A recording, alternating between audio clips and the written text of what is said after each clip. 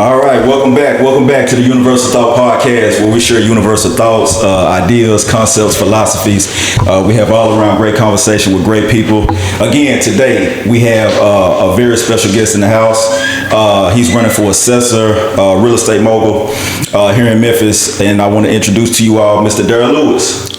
Hey, my guy, how you doing, E? I'm good. How you doing, man? Man, it's been a busy day. I already know it. Yeah. I want to go to sleep, but I ain't through yet. I still got about 8 more hours of this today. I just don't see how y'all do it, man. I see how you do it because I'm a businessman. I have to rip and run, but when you got so many obligations and have to, man, that's be around people and campaign and being outside, go to this church, that church. It seems like a lot, man.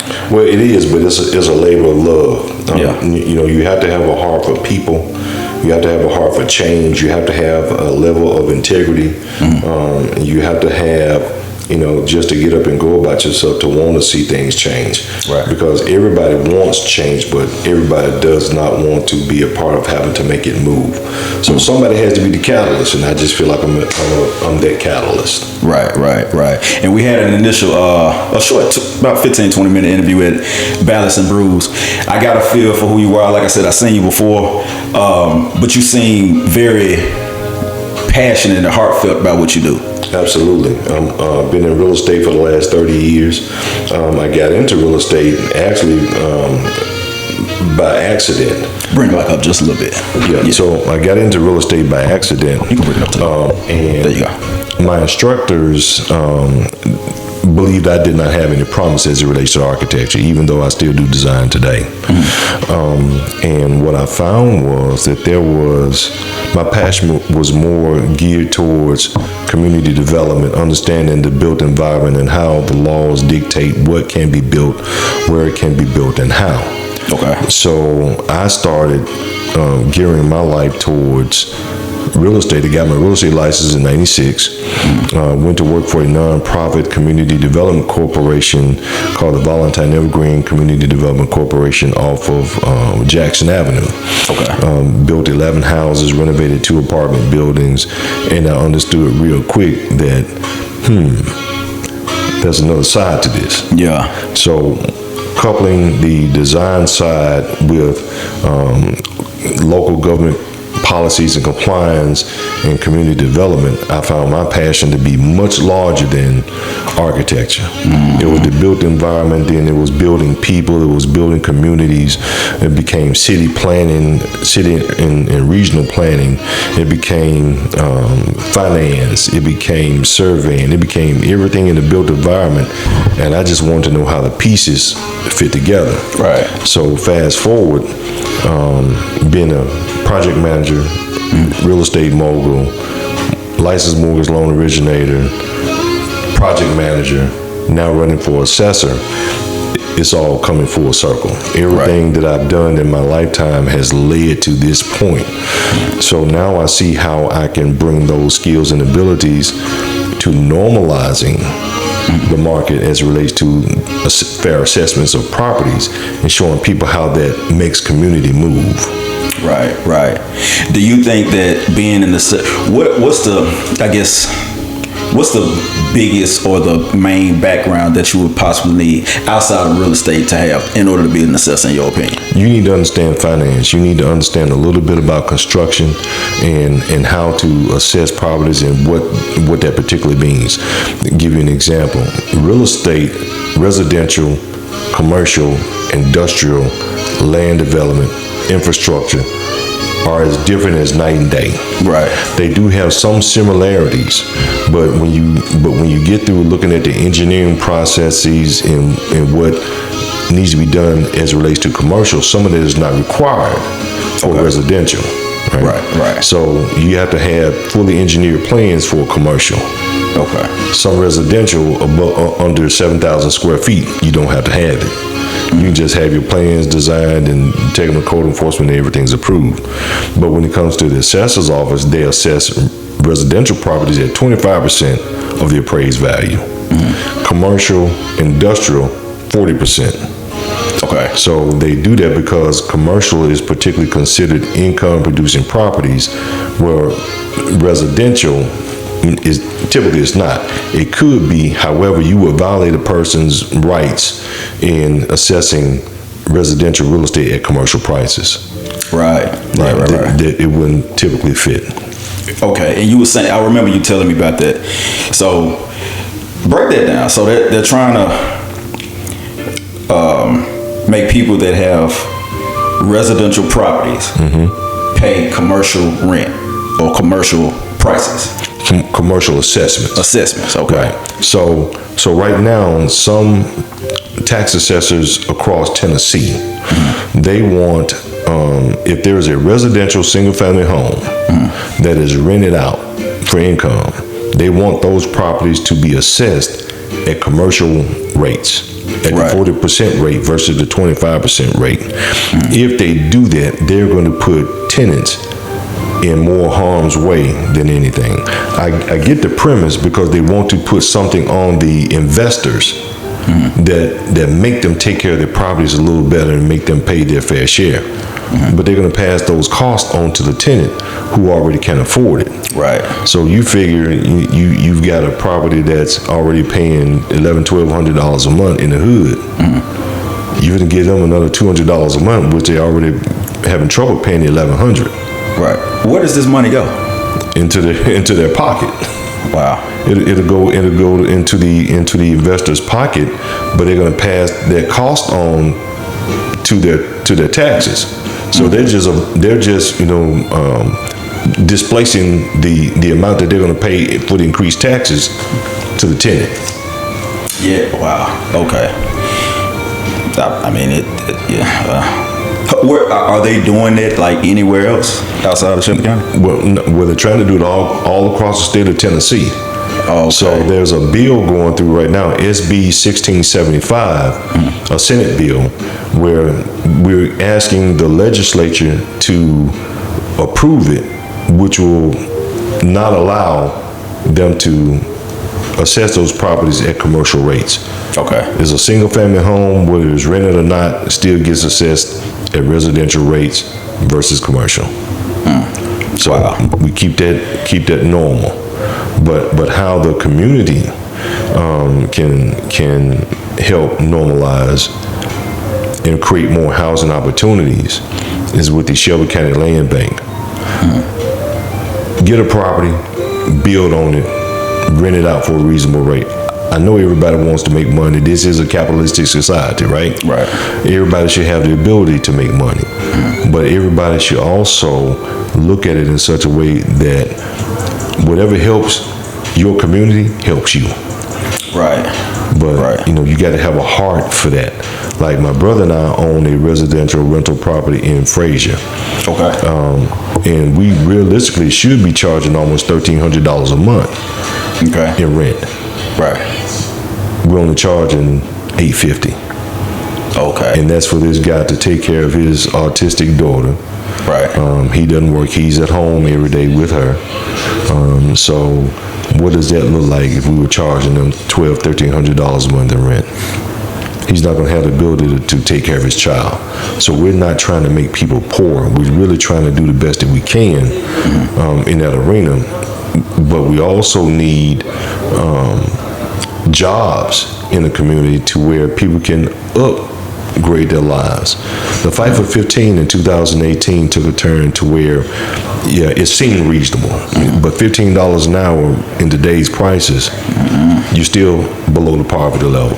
Yeah. So even $25 an hour, single parent, no bills, could possibly make it. But $25 an hour for a lady with 1 or 2 kids, picket fence and a dog, maybe a car note, she's still gonna be barely making it, trying to make normal of a life without all the niceties that they may want. Right. So that includes any kind of savings. It may not exist. Right. If they go to church trying to pay tithes, that may not exist. Even some instances, having insurance may not make sense because they really can't afford it on the amount of money. Yeah. And I'm a financial guy too, man. I own a credit business and I teach financial literacy and stuff like that. So it's like, the mindset that we have now. Like I can literally go through somebody's report and I can see how they think, just looking at how they pay their bills. Right. And then we had a conversation like, okay, I see why you're in this situation. Right. So let me ask you a question, man, and let's have a honest conversation, because again, the platform is based on understanding how you think, right? Absolutely. So in your opinion, do you think that everything you just explained, is some of this stuff done on purpose to keep people in poverty? Some of it is done purposefully. But some of it is by the community not paying attention and not getting the resources to make it move for them. So would that still constitute as making money on the uninformed? Absolutely. Okay. Yeah, absolutely. Yeah. Because you can lead a person to water, but you can't make them drink. Right.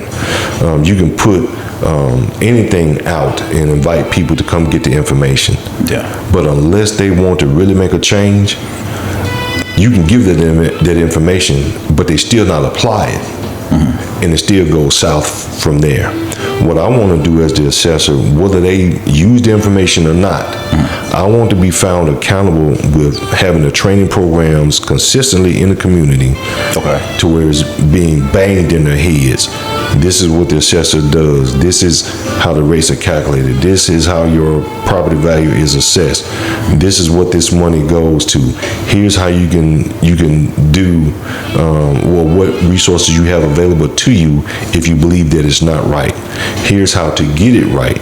Here are things that affect your property value, such as blight, redlining, appraisal bias. Here's how you can fight those things. Here's how you can become an appraiser.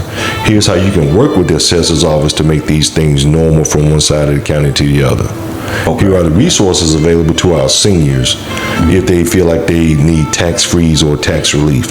Here are a list of people that can help you find the information to challenge your appraisal if you think that is wrong. Those are the things that I feel like the assessor's office should be doing on a consistent basis, and doing it with a level of integrity that says, I'm going to put you before me.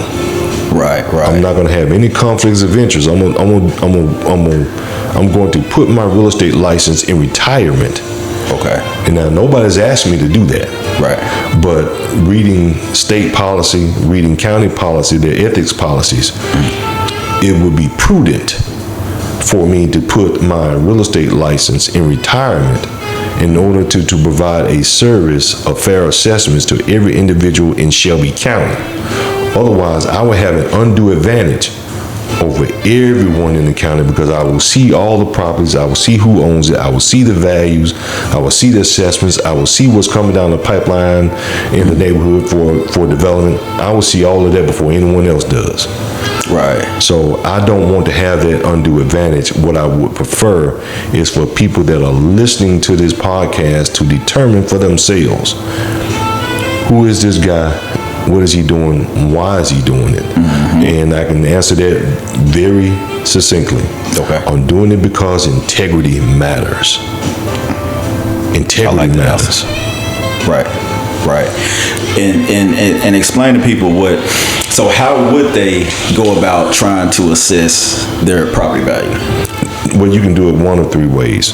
So the way a property is appraised is done by the Uniform Standard of Professional Appraisal Practice. Okay. An MAI appraiser, which is a Masters of Appraisal Institute, an individual in that practice, what they would do is use one of three ways: a cost approach, an income approach, or a comparison approach. Okay. Typically, the cost approach deals with new construction in the area. Right. The comparison approach deals with properties of the same size, type, amenities, condition, location as factors to determine what the value of that property is. Okay. So if I had three individuals, one had a house that was 2,000 square feet, one was 1,800, and one was 2,200. All the houses were 3-bedroom, 2-bath, except for one might have been a 3-bedroom, 1.5. Okay. And one of them may have a garage. Okay. There are certain factors that can be derived with each house to determine what that house is in and of its own right. Okay. Okay.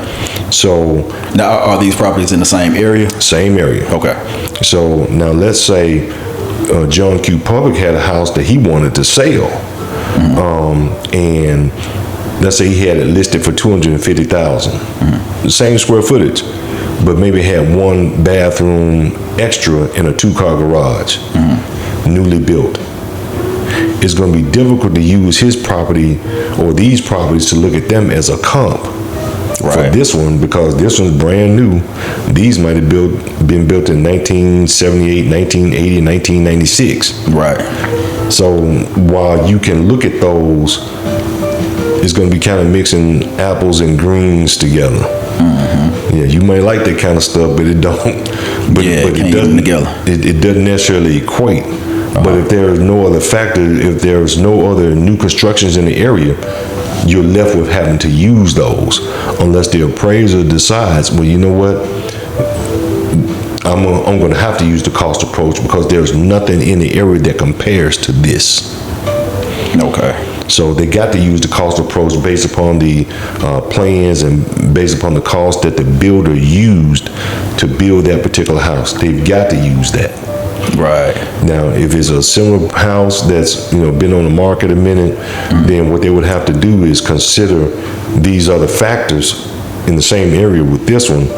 And what the rule is if the comparable property is better, meaning all these these 3 houses, if these are better than the subject property, then you subtract value from the subject property. If the subject property is better, then you add value to the subject property based upon what these comparables don't have. Gotcha. So that's how you would come up with that value. But even that can be kind of skewed because the way the assessor's office uses the it's a computer assisted mass appraisal system. Okay. They put all this information in there at one time to derive a value and take an average, basically, and say, well, your house is worth this, your house is worth this, your house is worth this. Could be elevated. Right. Could not be. It depends upon which side of town you're on and who's appraising it. Like South Memphis, you may have depressed values based upon where it is and what it is. And for my own purpose, I live in a historic neighborhood. My house is fully renovated. Okay. From 3-bedroom, 1.5 bath to a 4-bedroom, 2-bath. Okay. But they tell me that my home is still not worth $113,000. Well, right across the expressway, same square footage, 4-bedroom, 2-bath. Totally different. Much higher. Right. Now, I'm okay with it, with them in that instance. Yeah. But it's a catch-22. While my house may be appraised at $113,000, I can't build it back for that if it burned. And I cannot access the equity in my home if I wanted to, because I don't have much. You see the difference? So, hold on, let me make sure I got this right. So before you added on to it, you had how many bedrooms? 3 bedrooms, 1.5. Now you have 4 bedrooms, 2 baths. 2 baths. So how much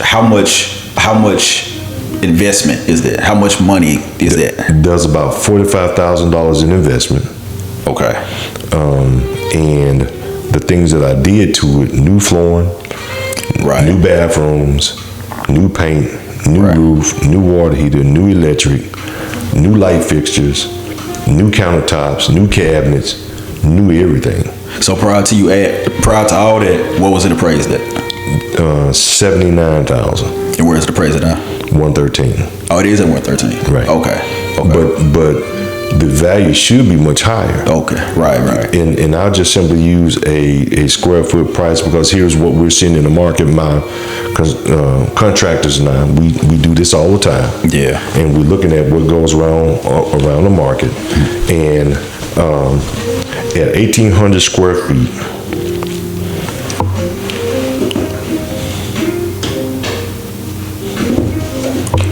at $145 per square foot on a sales price, my home should be worth $261,000. Sounds like it. That sound about right. Yeah. Right. But it's only worth $113,000 based on the area. which It's just 30106 South Memphis, though it's a rock store from 3103. right. Historic neighborhood, but I don't get historic value. So all you had to do is pick your house up, put it over the railroad track, and it'd be worth $200,000 easy. That's crazy. But that's what happens when you have areas that have been redlined. Red line, yeah. You know, we're stuck right between the industrial area and the expressway. So for them, oh no, that house is not worth it. Okay, well, it's not. I'm going to take it. Right. Because while I don't need the equity, it would be good to have the equity if I needed it. Definitely, yeah. But again, it's a catch-22. Mm-hmm. Do you want low tax value, or do you want the equity? You won't get both. Won't get both. It looks like now, when I ride down, let's say Highland or Popular, and I go in a neighborhood that's moderate, and then right across the street the houses get bigger, the lawns, is that considered redlining? Am I looking at redlining, or is it a little bit more? No, redlining is considered when you are depressing the values in the area and you won't offer the same lending products in that particular area. So it's an intentional thing. It's an intentional thing. Gotcha. Now, the opposite of that could be true. Typically not based upon what's around it, right? So you, Popular Highland, University of Memphis, the Popular Business Corridor, right? East Memphis. It takes on a totally different feel. The Highland Strip, totally different feel. You're going to get higher values. Now, consequently, again, I'm downtown practically. Right. But I'm South Memphis. But you're South Memphis. Downtown. Yeah. So they're not going to give me that value based upon that location. Yeah. So again, it's the whole catch-22 situation that you have to deal with. So as the assessor, and you sound like you do a lot of research, and you actually understand the position. What do you feel like is the biggest problem with the assessment office now? Like, what would you come in and say, we got to change this? So a couple things. One, remove all conflicts of interest. Okay. Actual or perceived, following the law as it states.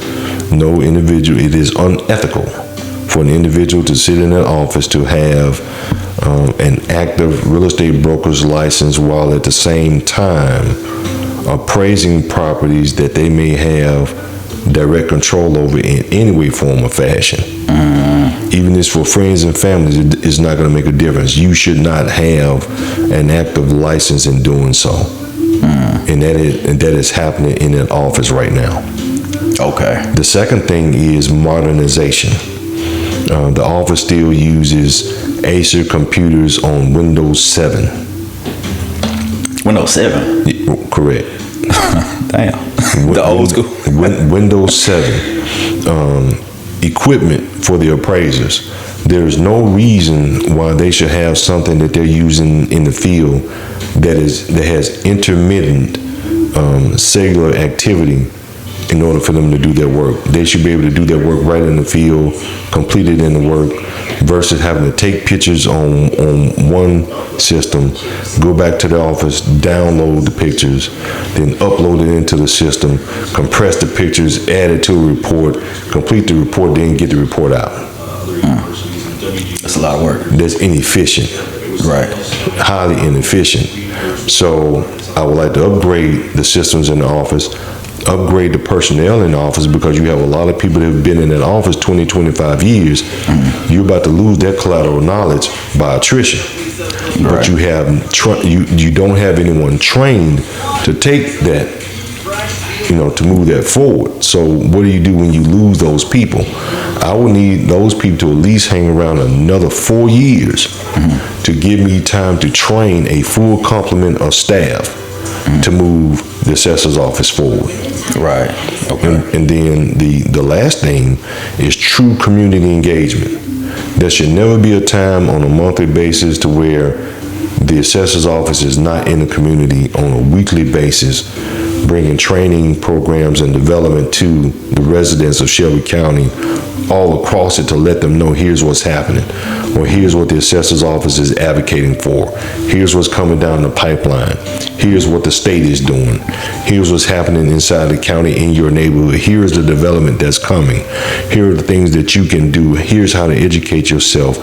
Here are the people that you need to talk to.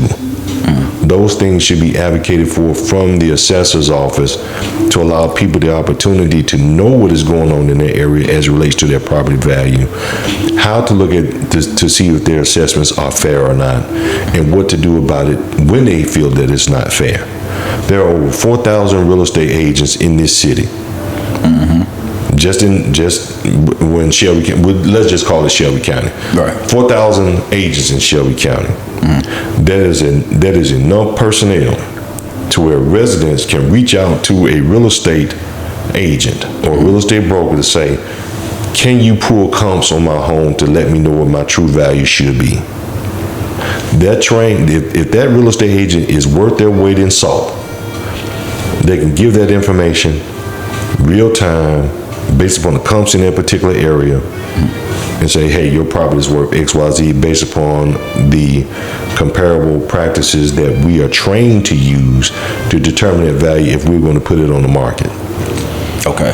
Any real estate agent can do that. Right. So those are the kind of things that I see that will enable me to be or Shelby County Assessor's Office to be a top-notch, high-performing, efficient, and effective governmental entity inside Shelby County. Okay. Now you're a real estate broker. Okay. Well, I like to call myself a real estate professional because I do more than just real estate brokerage. Right. I do construction. I teach construction. I teach the limited residential contractors course, certified project manager, licensed mortgage loan originator. So I have some skills across the board that enable me to be able to look at real estate of all types in very different ways. Right. Including land development in some aspects. Okay. You were saying something about a conflict of interest. Mm-hmm. So being a broker, that would be a conflict? Oh, it would be, which is why I'm going to put my license in retirement. Gotcha. Yeah. Okay. Yeah, and I'm intentional about that. Right. Because for me, being unethical in any form or fashion and being irresponsible with the people's vote, their property values, and their money, then I should not be able to sit in an office or want somebody to vote for me if, in fact, I'm unwilling to follow the law. Right.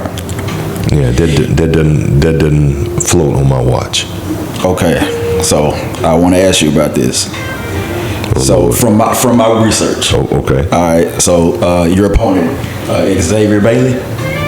So I was reading his post. It says, "My challenge to my opponents: if you can match or exceed my experience, training, and record in the record in the property valuation and assessment field, I would drop out the race and work for you. I am a candidate for Shelby County Assessor of Property. I'm not seeking a title for clout like some candidates. I'm not looking for a job like other candidates. I'm not playing politics like many candidates. I have dedicated 27 years becoming the very best at real estate valuation, assessment, and development. Here are the facts. Licensed as a real estate broker 2011. Served as a consultant of valuation of new developments and bulk sales since 2012. Served as director of administrative operations of assessor Rita Clark. Appointed to the state board equalization by the governor Phil Bretson in 2003, regulating and governing assessors over 95 counties." It's a lot here. I ain't gonna go. I'm gonna read this last part. Now that is my challenge. If you cannot match this experience and history and cannot articulate a vision for the important office that is responsible for 67% of the local government revenue, then step aside and join my team. What do you have to say about that? Or to that? I've already exceeded that with the types of experience that I have from working in code enforcement, being a licensed real estate broker, being a construction consultant, having assessed properties all across this county, being a degreed individual in architecture, engineering, and technology, having started a nonprofit organization that was doing development in Memphis Shelby County, having worked for a nonprofit organization to build homes and apartment buildings in Shelby County, having consulted on land development projects and assisted several residents with the appeals process for fair assessments, having been the real estate supervisor for the City of Memphis Bureau of General Services, having worked as a code enforcement officer, having charge of an area as large as from the Mississippi River over to Bellevue and from I-55 over to South Parkway. So my experience is not just one type of experience, it's several types of experience. Right. Not to mention that I've sat on the Racial Equity Ad Hoc Committee for Shelby County Commission, and also the Land Bank Ad Hoc Committee for Shelby County Commission, and received commendation for my work from Commissioner Erica Sugarman as an advocate for values in real estate and community advocacy for Shelby County, and helped or spurred the process for Memphis Light, Gas, and Water to update its affordable contractors housing program. Okay. So I led those efforts. Right, and I wouldn't pay for those efforts. That's who I am naturally. Right. So for me to be able to do those things, and for someone to say that they would challenge me, then I would issue the challenge back to talk about the full record and the full scope. Right. You know, let's mix it apples for apples. I mean, because I would ask anybody to do the research. And what you'll find about me is that I'm not ashamed of being forthright, upfront about things that go on or I've been involved in, because much of what makes me who I am is to be ethical and above board. If you and I were in the same situation and I knew that you were doing something unethical, I would approach you with it first to try to get you to stop. Right. If not, then I would report it, but I would not stop challenging you to do the right thing and do the right thing right. It does not take me to issue a threat or anything of that nature. I would just be like, hey, you're wrong in this instance. Here's what I feel like you need to do. But if you continue to go down this road, then I'm just going to have to report it and let the chips fall where they may. Right. Now, you may be like, well, man, I don't want that to happen. So I got to do something to stop you. Mm-hmm. Well, from the way my parents taught me, if I'm quiet, then the rocks would even cry out. Right. So let me go ahead and keep expounding on what the truth is. Right. Because the truth shall make you free. That's my father was a Koji elder, so that's how I was reared, raised, and taught. And I haven't veered from that since. My friends and family would tell you, if you wanted somebody that was upfront with you, without any ethical challenges, somebody that was going to give you the truth and love in hopes that you would do right, it would probably be me. Yeah. You know, so I don't run from that. But I want people to understand the integrity is my North Star. You know, I don't know anything else but to do the right thing right. Because at the end of the day, I want two things. I want my surname that my father has given me, Lewis, to be a proud name. Your last name, right. The second thing I would want to, when I get to heaven, I want my father to tell me, well done, thy good and faithful servant. Right. You know, what everybody else thinks, whatever thoughts they got about me in their head, I didn't put them there. Right. So for me, you know, I just simply have a job to do and looking to serve Memphis Shelby County with the best of what I have. Right. You know, so, but back to your point. I was also asked, you know, if I could find one thing wrong in the office to let them know. Well, I found 3 or 4 things.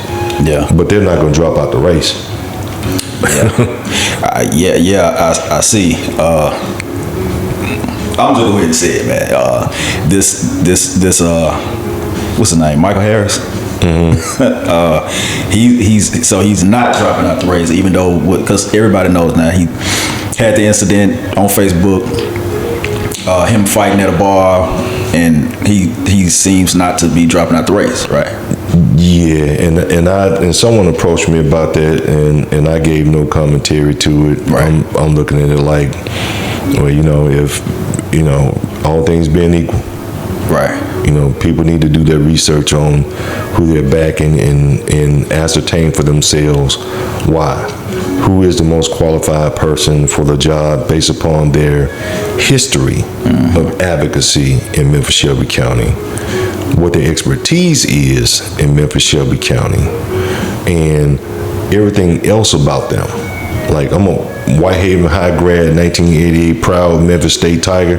Well, it was Memphis State when I started. It was University of Memphis when I finished. Yeah. But lifelong advocate, business owner, homeowner 3 times over. What else do you want from someone in this county who is ethical, who has a vested interest in Shelby County, and who is vested in the people? My experience, even with being the president of the National Association of Real Estate Brokers, I got us from the number 5 chapter in the country to the number 3 chapter, with a great team and a bunch of members who saw the value in what I wanted to push. Same thing with Alpha Phi Alpha Fraternity Incorporated. I was president during the MLK 50 from 2016 to 2018. I was also on the MLK 50 Planning Committee. I was also the local convention chairman at the same time while running for office. Wow. So for me, my history of advocacy precedes itself. So to say, for someone to tell me that, if I could outshine their record. No, I don't have a whole bunch of awards. Right. But what I do know is the reward for good service is more work. Yeah. So reward me with the work. Right. Put me in another position so I can give you more value for the work that I do and for who I am versus all this other stuff. Right. Silver Life member, the NAACP, blah, blah, blah. My list goes on and on and on and on. We'll be here all day. My resume is almost 3 pages long now with all the affiliations and certifications and education and training that I have. Knowledge for me is not a fat head. It's what's in the heart. Right. What's in the heart will reach the heart. And I'm hoping that those who are watching and listening to us now would be like, yeah, that's my guy. Right. Yeah, that's the hope. So going back a little bit, because I hear you talk about integrity and ethics and stuff like that. Where do you get that from? Like, how were you raised, and where did that actually come from, based on your upbringing? So my family and friends will probably tell you, when I see something wrong, I'm going to say something. Okay. I've been that way throughout all my educational career, from elementary to college. My father, being a Kojic elder, helped guide me in such a way, and I have some other godparents and parents of some of my friends who also helped guide me along the way. So watching how good people do good things, and also having a dynamic relationship with Jesus Christ has also helped me. Again, for me, it's about doing the right thing right when no one else is watching. Right. And for me, I don't care if you are watching, I'm still going to do the right thing right. If I falter, I'm human. But I'm not going to make any excuses about faltering. I'm not going to cover it up like it didn't stink. My thing is be accountable to it, be transparent about it, own it, and move it forward. Because if there is one that is without sin, then hey, okay, then maybe you're the Lord and I'm not, because I already know I'm not. Right. Exactly. So for me, man, it's just the having people look at me in a certain light. I never want to be seen in a bad light, that I'm a crook, I'm a thief, I'm a rebel rouser, I'm this or I'm that, mean, rude, brash, any of that. I have passion for the things that I do. And it's not, any of the other things that people think. I can be involved, I cannot be involved. But again, I always question, Daryl, if there's a job to do, when? When will you do it? And if not you, then who is going to do it? So my parents always taught me, don't look for somebody else to do something that you have the ability to do yourself. There you go. If God gave it to you, then you do it. Right. You see trash on the ground, don't go, hey, there's some trash on the ground. Pick it up and put it in the garbage. Exactly. The kitchen need cleaning. Okay, then go clean it. Right. If you, a friend of mine, Pastor Derek George, says, if you get a plate, you must participate. Right. So if I'm gonna get a plate out the kitchen, then I should be able to wash, what I mess up or see something that needs to be done versus waiting on anybody else. And I think our community sometimes does that. We wait on other people to do something for us that we have the absolute power to do ourselves in control. But in this instance, when it comes down to early voting, which starts April 15th, April 15th. Nobody has the power to do for you in which you have the power to do yourself. They cannot go into that voting booth and cast a vote for you. You must show up. You must push the button. And I request that you push that button for Daryl Lewis for Shelby County Assessor. Awesome. Flat out. Do you think anybody should have any opinion, and this is just in life in general, do you think anybody should have any opinion or say anything based off how they feel if they don't take action? Let's say somebody that didn't vote. Should you complain about anything? Like, do you have that right? I don't have, well, I'll say it for me personally. I don't have the right to complain about anything if I didn't participate in the process. Right. I don't. Yeah. Because, I feel the same way. Because if I didn't vote, I voted. Yeah. If I didn't cast my vote, I voted. I might as well just own up to it. If I didn't participate, I got what I got. But my politics about surrounding things are a little bit different. I see a lot of people that will vote when they do vote for their own personal interest. Now, the way I vote, if it's good for you and bad for me, it's still bad. Right. If it's good for me and it's bad for you, it's still bad? It's still bad. Okay. But if it's good for you and it's good for me, to no matter what degree of good, 60-40, 80-20, whatever degree of good it is across the board for either one of us, then that's how I cast my vote. You may have 60%, I may have 40% this time. I may have gotten 80% and you got 20% on something else. But at the end of the day, we both got some of what we want in that process. And that's how I feel like that people should be casting a vote. Not based upon race, not based upon religion, not based upon gender, not based upon any of those things.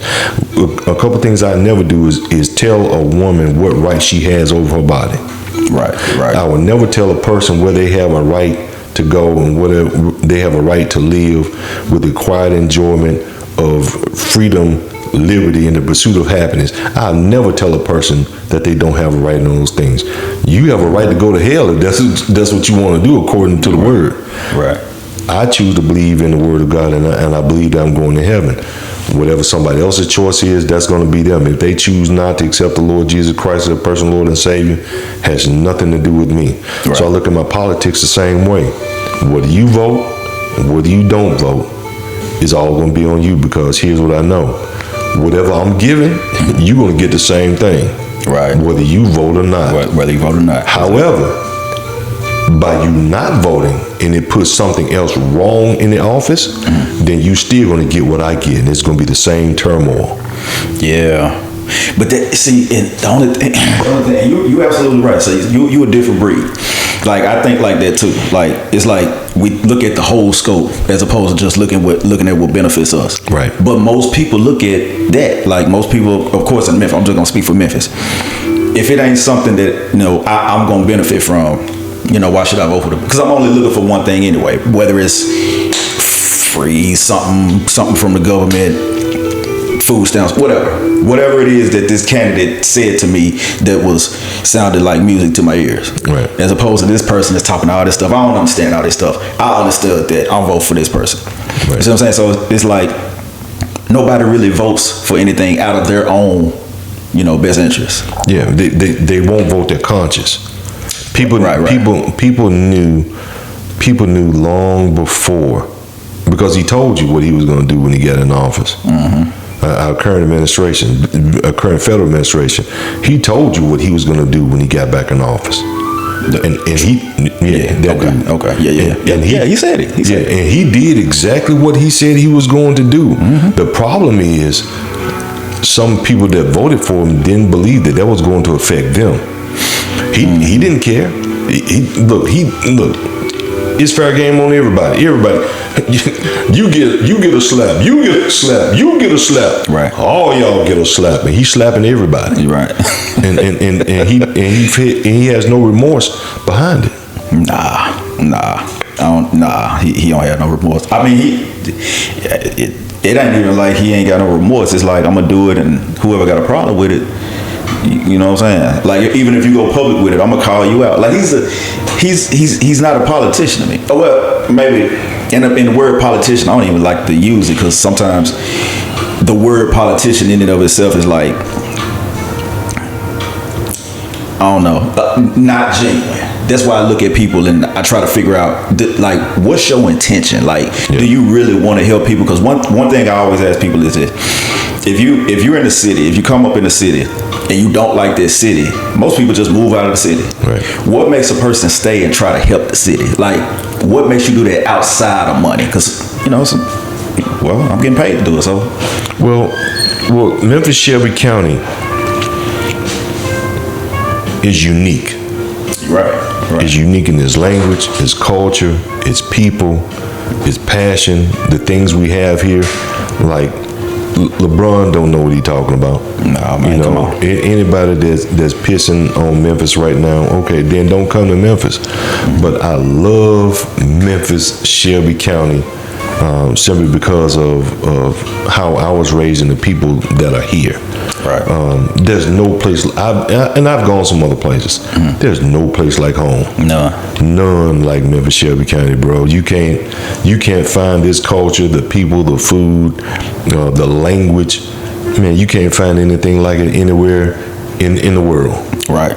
So when people come here, what people need to do is ask themselves this: why is it that other people come here and love it?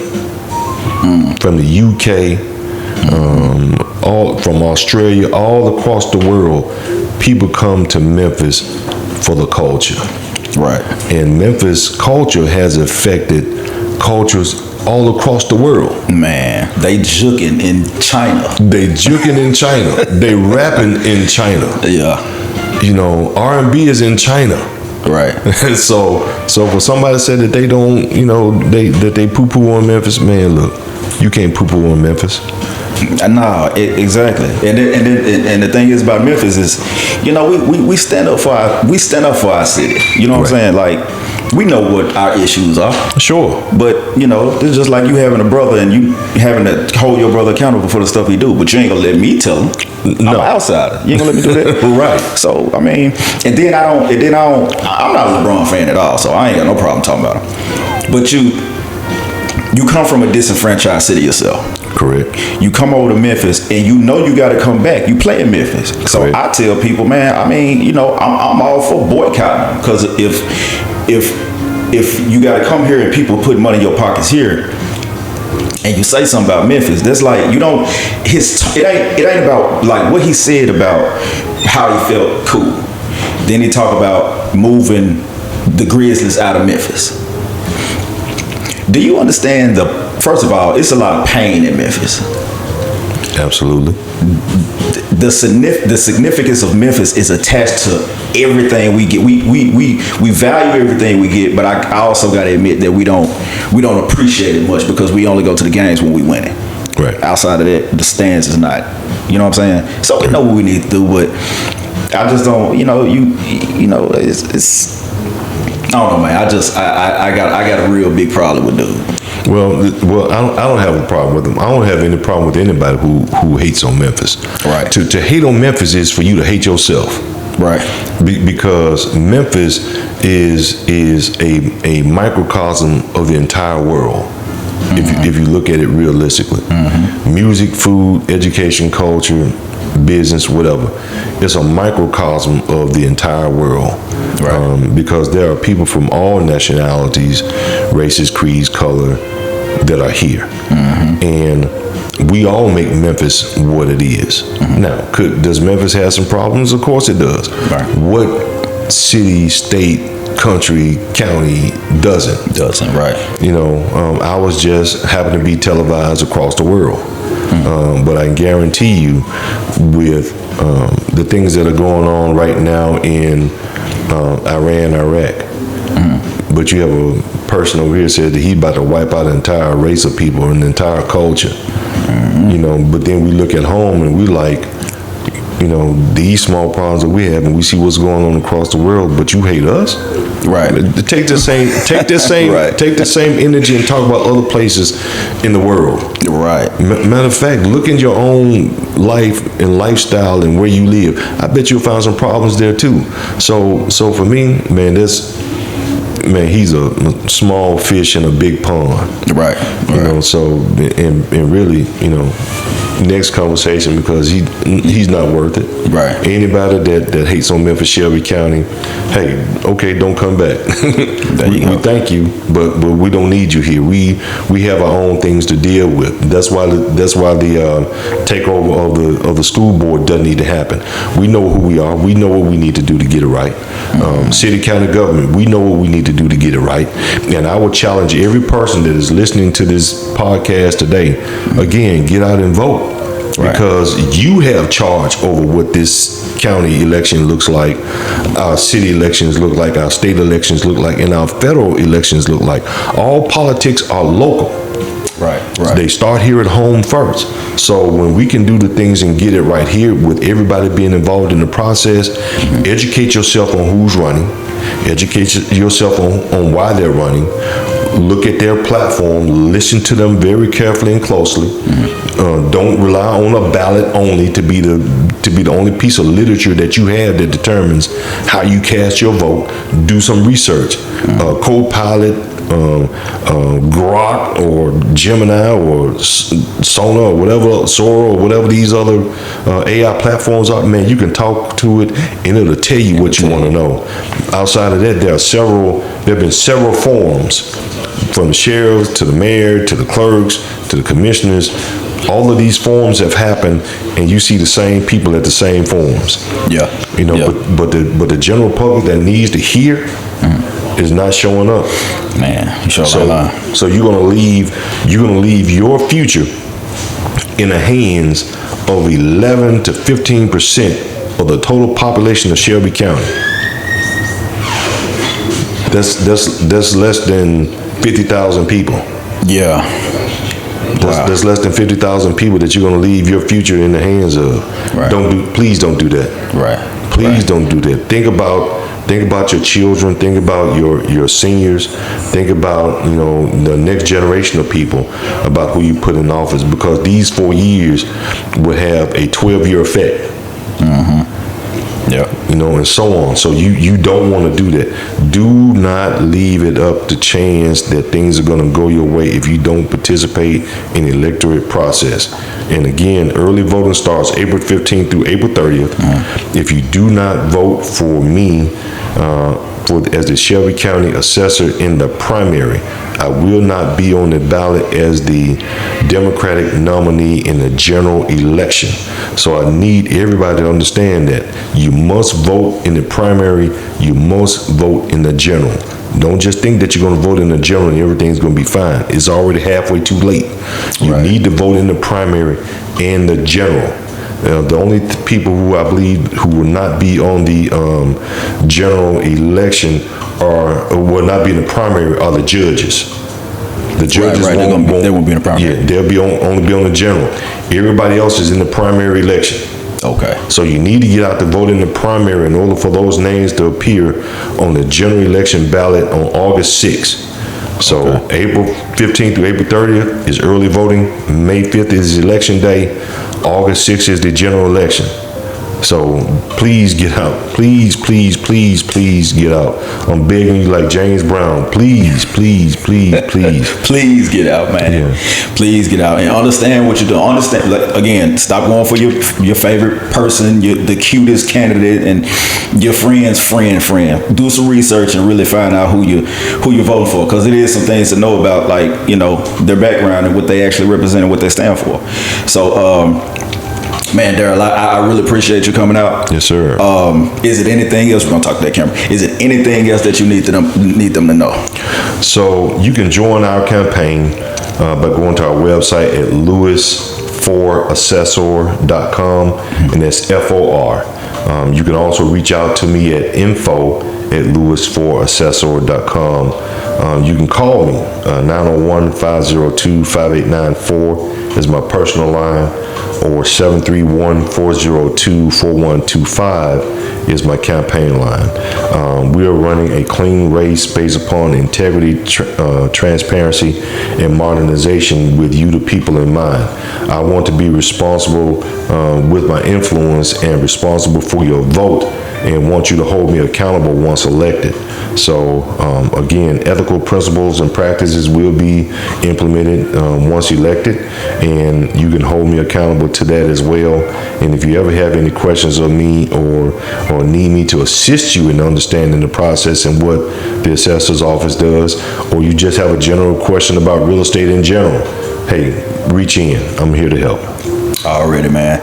Mr. Daryl Lewis, I appreciate you. Thank you for the opportunity. Man, not a problem. Yes, sir. Again, go out and vote April 15th, early vote, and Cinco de Mayo is the... Cinco de Mayo sure is May 5th. Look, Yeah. vote, go vote before you go drinking. Yeah. Please. Yeah. Please do it. Please do it.